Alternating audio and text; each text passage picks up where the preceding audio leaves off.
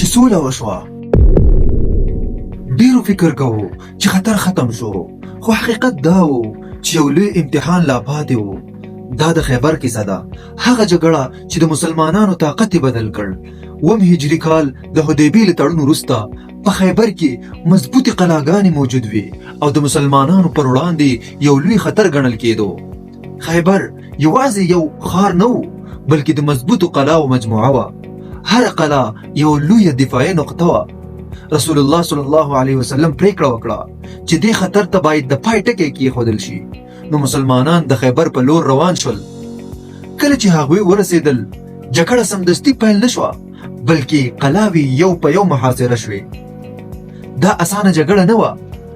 قلاګانې لوړې وې، دفاع قوي وه، خو مسلمانان په صبر او حکمت سره مخته روان وو.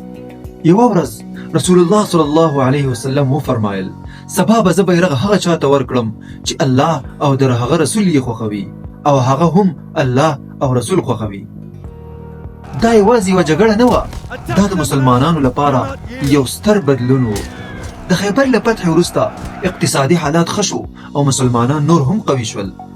خیبر موږ ته دا درس راکوي چې بریا یوازې په زور نه وي، بلکې په صبر، ایمان او په الله توکل کې وي.